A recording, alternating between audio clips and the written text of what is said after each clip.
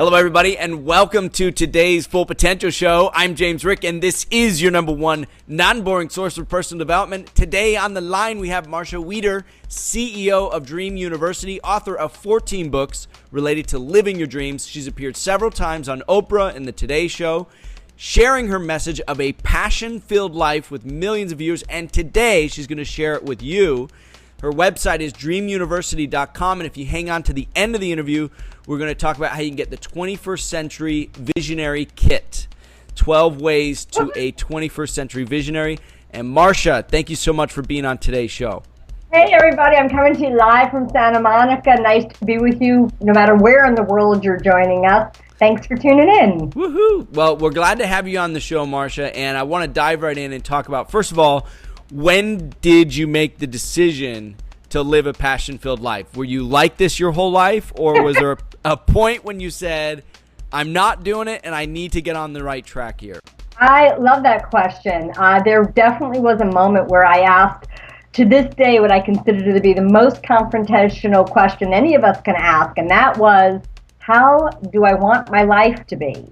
And it's confronting because if you're someone who practices living with integrity, which I think is key to manifestation, the next question has to be, and what are you willing to do about it? Well, when I asked, how do I want my life to be, I looked around. I had what I call my B list. I was not happy with my business, my body, my boyfriend, my bank account, or the building I was living in. Your B list. That's funny.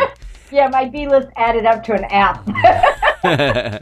All right, so you looked around at your circumstances, your B list, and you said, this is not the way I want it. How do I want it? Yeah, so I start by saying no more to what was no longer true. No more working for somebody else. No more being underpaid. No more overcommitting. No more saying yes when what I wanted to say was no. And what I discovered that as I said no more, I opened the space to be able to say, now what? Now what would really make me happy? What would fulfill me? What was my heart longing for? And I went on what I call a passion quest, where I took a period of time. I still had to work. I still had to pay the bills. But it was like I put my antenna up and I went looking for what moved me, what made me passionate, what lit my heart up. And I discovered the Make-A-Wish Foundation. And it really was in doing some volunteer work for the Make-A-Wish. It's kind of cool because just last month I was invited to be on the board of directors. So this is many, many years later. It came full circle, but it really was in doing volunteer work with Make-A-Wish that I was being shown something about myself, what it was that I loved, what my mission was, what my calling was. Now, I never imagined 20 plus years ago that would be my life's work, but 14 books later, and it feels like many lifetimes later, here I am teaching people like you to believe in yourself, to connect to what it is that you love, and to have the courage to live in integrity with your heart and soul. Well, I love the message, and I also want to take a step back and look at the steps that you took to get there. I mean, first, you recognized that life wasn't the way that you wanted it. And I think there's a lot of people watching and listening right now that can relate to that. So that's the first thing, is identify what's not working in your life. Second, you set new standards. You said, this isn't working, and not only is it not working, but I'm not willing to accept this anymore. Exactly. And third, you created a vision of what you wanted it to be like. You didn't just say, it's not working and complain about it. You said, how do I really want my life to be? And then fourth, you were very practical about it. You didn't give up everything and go retire to a cave. You said, I still have to pay the bills. I still have to do everything that's necessary, but I am now opening up, and I'm going to be receptive to anything in my environment that juices me, that moves me towards my vision in life. And the other thing that happened, that as I shared my vision with other people, they thought I was nuts. I said, I really think there's an opportunity here to help people make their dreams come true. And people literally said things to me, you'll love this, like, gee, Marcia, you used to be so credible. Still going to go into the business of dreaming. And, they said, can't you call it goal setting? And although I think goal setting is useful, like you, I'm really passionate about dreaming big and then designing the practical steps to make those dreams a reality. So they were wrong. I built a multi-million-dollar business doing it. But more than that, I've had the courage to really live my life. With all of its ups and downs, all of its glories, many things to celebrate, a few things to mourn along the way. But the truth of it is, By making that decision, I call it putting a stake in the ground, and then living in integrity with that intention that I set. Because I think intention and integrity together form a building block. Right? A lot of us talk about intention, but if you're saying one thing and doing another, you're diluting your dream, you're activating the doubter, and it's just going to put more stuff in your file, so that next time you say, hey, I've got a dream, it's going to say things like, you're all talk, you're no action. But when you really are living in integrity with your soul, I think you get to know even more who you are. Life changes in many, many ways. Some relationships fall aside to the wayside, but at the end of our life, which will come too soon, whenever it comes, at least I'll speak for myself, I'll be able to say, well, I lived my life on my terms, and that was good enough. Now, this is a major point, that you set an intention and you live in integrity with that intention. Otherwise, you begin to doubt yourself when you come up with new ideas. It's such a key point what you're saying, because everybody that is watching and listening, everybody in the world has an intention. I mean, somebody walking down the street has an intention to get somewhere, but the higher intention, first of all, getting in touch with that and saying, this is what I really want to do, is the first step. But then the second major step is to live in integrity with that. How did you do it? What do you think made the difference between you living it fully and so many others who have great intentions but don't actually follow through?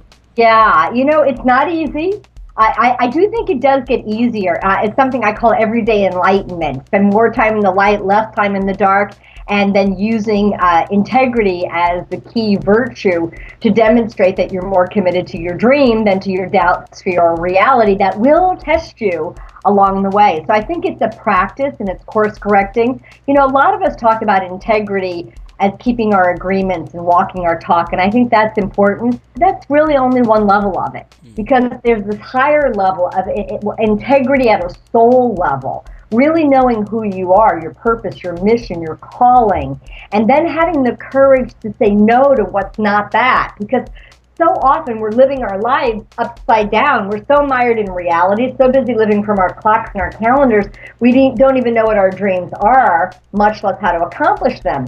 And without knowing what your purpose is, the foundational piece, people often climb to the top of the mountain only to discover wrong mountain. And that kind of sucks, And I hear that a lot. And it doesn't matter what age, but so the earlier in life we can wake up and say, who am I really? So there's integrity about keeping your agreements with others. There's the integrity of keeping your agreements with yourself. And by the way, coaching has become a multi-billion-dollar industry because we're much more likely to do something when we tell somebody else that we're going to do it, as opposed to just kind of trying to motivate ourselves. But we need that accountability.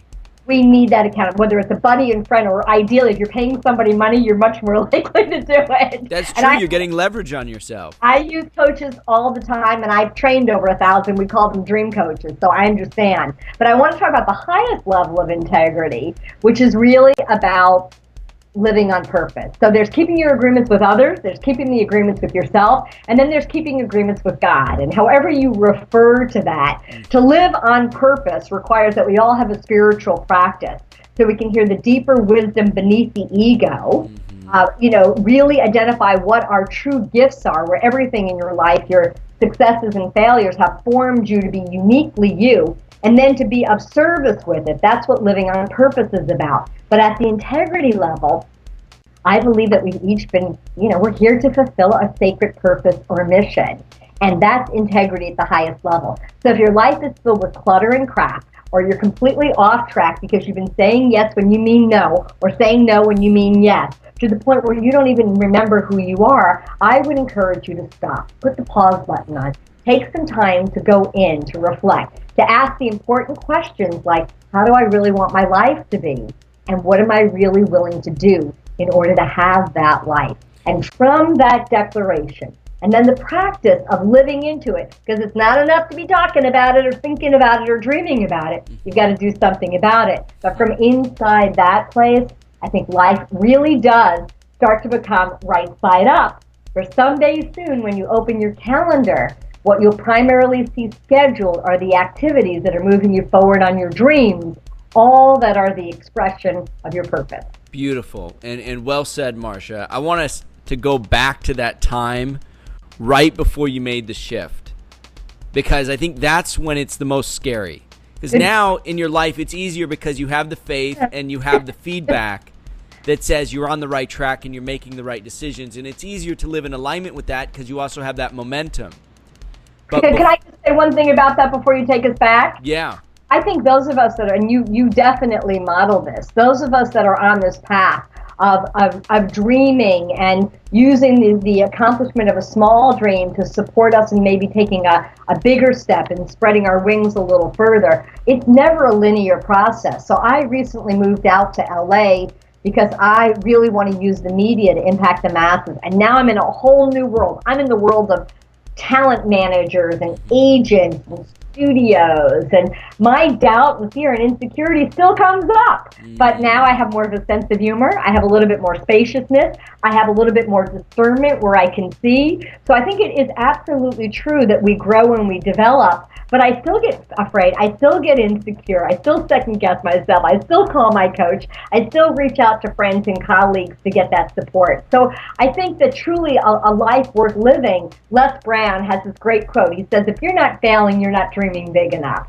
So I think, I'm happy to go back because it is true there was a shift. It's like my circuitry did get rewired, and I'm able to dream bigger dreams right now, but I don't think it's a linear process. We always get to continually practice and develop ourselves more. I think that's an excellent point, Marcia, that we never arrive anywhere, that we're still human and we still have tendencies to doubt the decisions we're making and the impact that we're making, and we're all human. No matter what part of the journey that we're on, we're going to question that journey and ourselves, and we're constantly in a state of renewal. So it's a great point.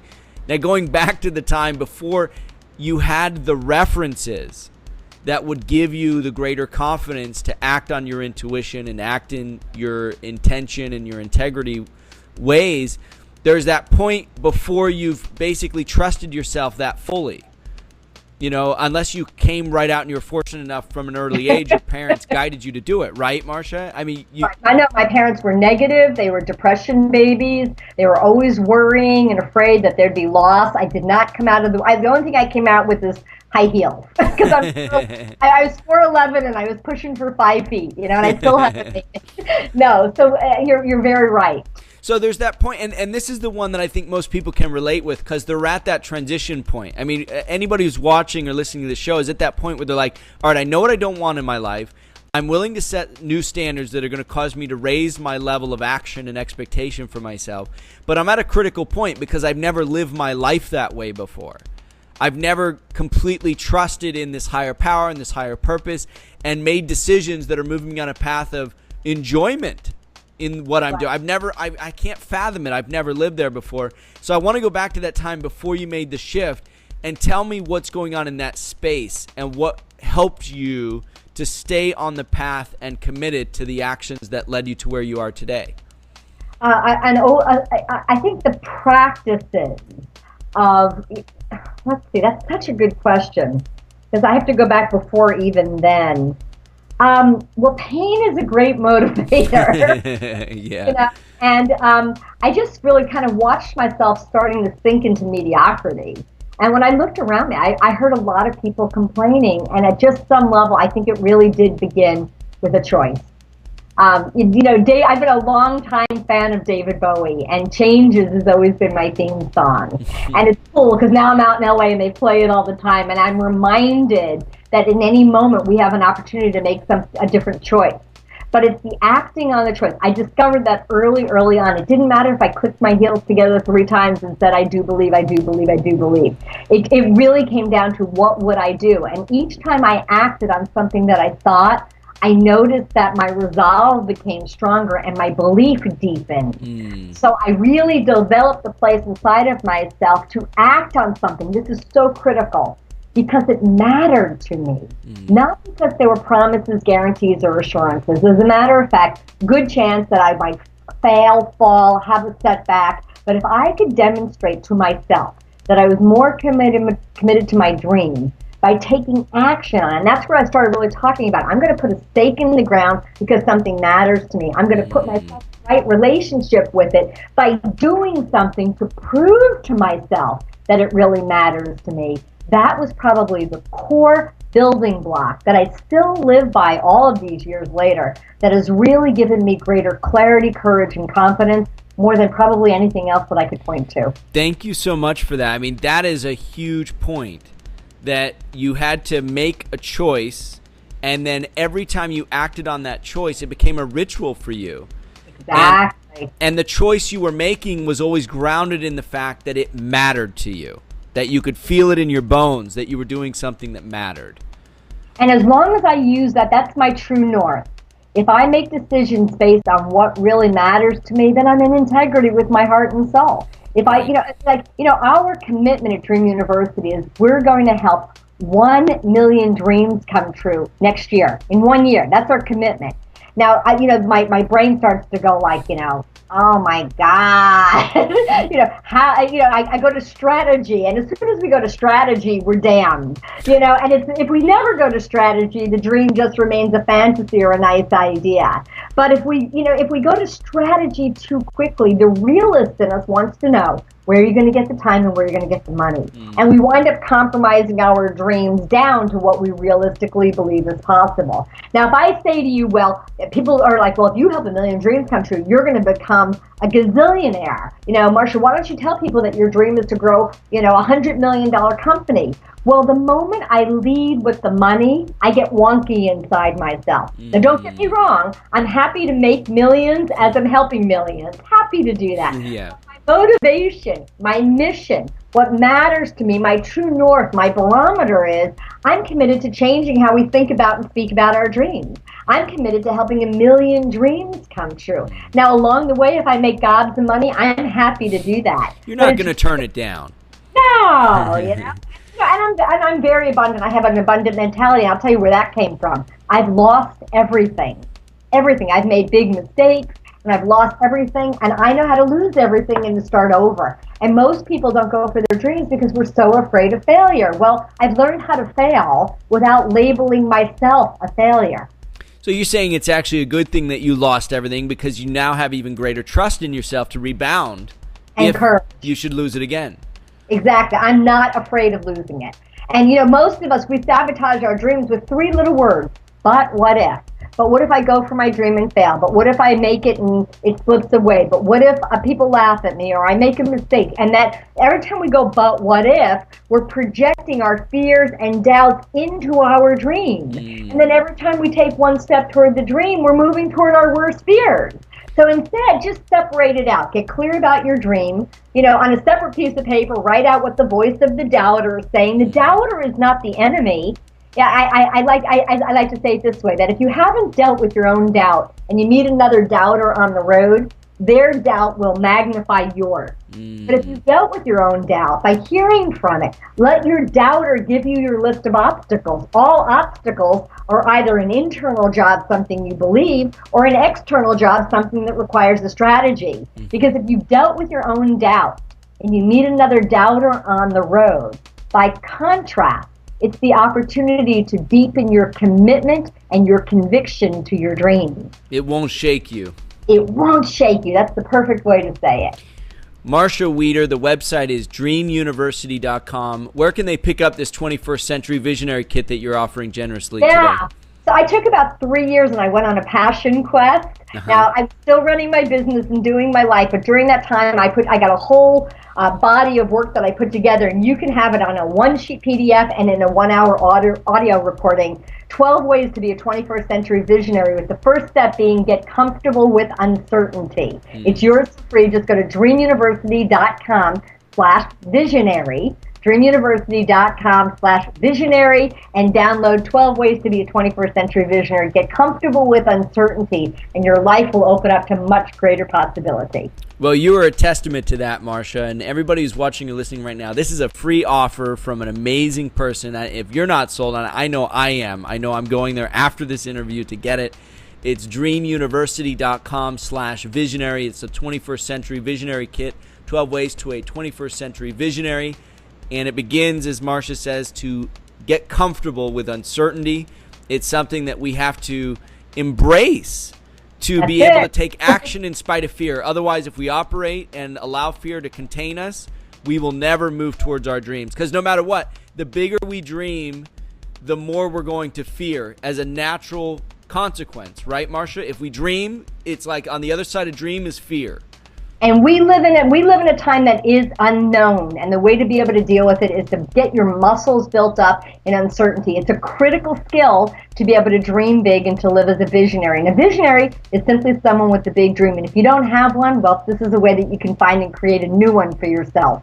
It's never been a better time to go for your dreams. Forget what people are saying. Don't look in your checkbook for evidence. Don't look at the stock market, for God's sakes. Look in your heart. Find what really matters to you and take action on it today.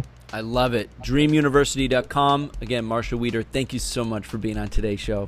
Thanks for having me. It was a lot of fun. It was a great time. Everybody check out dreamuniversity.com/visionary. Be sure and like and subscribe to the Full Potential Show so you can get more great insights from luminaries like Marcia and freebies that you'll only find right here on the Full Potential Show. Thanks again, Marcia. Have a great afternoon there in Santa Monica. Thanks so much. Bye, everybody. Bye-bye. Take care. Well, that concludes this week's episode of The Full Potential Show, your number one non-boring source for personal development. I'm James Rick, and if you want to get more positive programming for your brain absolutely free on a weekly basis, just visit fullpotential.com. If you like The Full Potential Show, you're going to love the Full Potential Club. What would you like most as a Full Potential Club member? Be 2 to 3 times more productive? Do what you're passionate about? Have more energy? Reduce your work hours? Travel the world? Enjoy an amazing lifestyle on a frugal budget? What if you could do them all? James Rick has been there and done it in ways that few people have. For anyone serious about taking their life or business to the next level, you know you've got to do more than just watch. You've got to do.